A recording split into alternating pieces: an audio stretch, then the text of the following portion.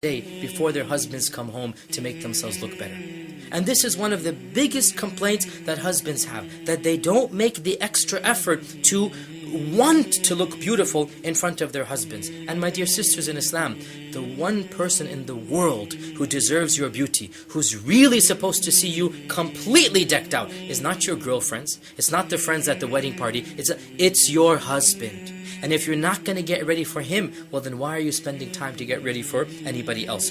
Women by and large don't understand the significance of looking good in front of their husbands. And they actually believe that they have to compete with the images of supermodels. Now it is true, I mentioned in a previous point, that the husbands are bombarded with these images. But let me tell you, as a man, a husband can decompartmentalize. He knows that these images are fake, or he knows that these are of supermodels. He's not comparing his wife's body to that of all of these supermodels. What he wants is his wife to attempt to look good, to put on some makeup, to dress nicely, to comb her hair, to be perfumed. And one of the biggest problems comes that a woman is very insecure about how she looks. And here is where the good news comes, that when a woman attempts to look good, when a woman takes time out, even if it's 5 minutes of her day, to comb her hair, to dress up, to put on some perfume, the husband sees that she cares about her appearance, that she's wanting to look beautiful.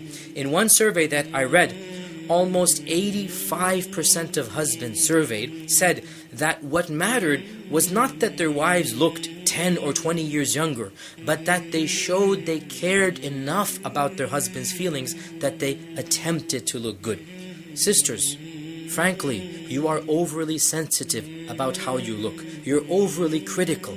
Your husband is nowhere near as critical of you as you are. Now, to an extent, it's a little bit healthy to be critical of your own looks, but it is true to say that for most men, what they want to see is their wives attempting to look beautiful, is their wives dressing up. The fact that they attempted to dress up makes them dressed up. The fact that they attempted to be beautiful makes them beautiful. And this is one of the most important and simple points that every single woman needs to realize. This leads us to the 7th and final point.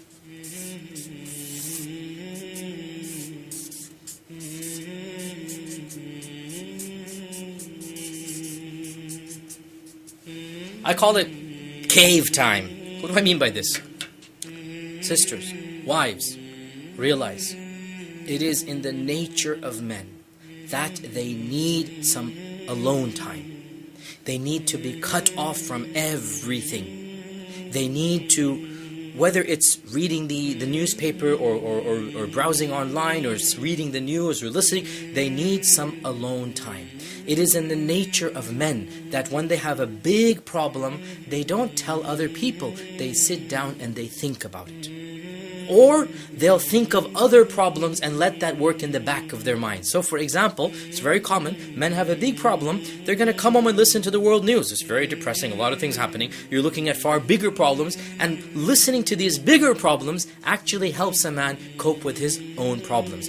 Sisters, realize every single husband needs some alone time. It's called cave time. He wants to go into his cave, cut off from everything else around him. So when your husband wants that alone time, wants that cave time, let him go into that cave, but have some time. He needs to realize, of course, he needs to come out as well. Of course, one of the problems is that husbands, when they come out of the cave time, they just want to go to sleep and don't want to spend any family time. Definitely, that's the other extreme.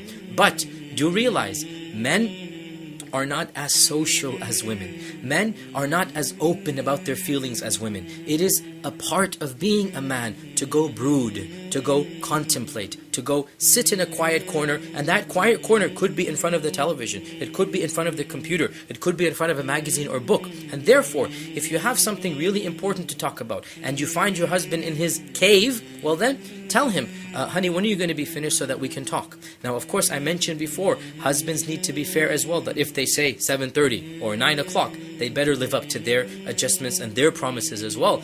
But wives, realize that husbands, every man needs some time alone. When a man walks away from an argument, when a man goes into his room and the wife is having an argument with him, let's say, that doesn't mean he doesn't care. That's his cave time.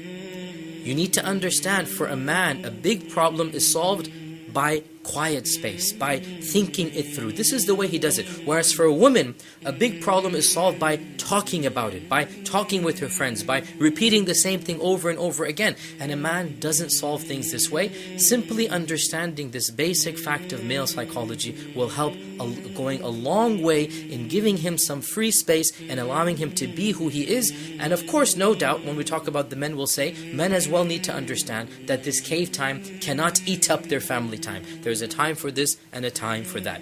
These are the 7 primary points that I want every single Muslimah to know about men, so that inshaAllah ta'ala it will help them in their relationships. Jazakumullahu khairan. Wassalamu alaikum wa rahmatullahi wa barakatuh.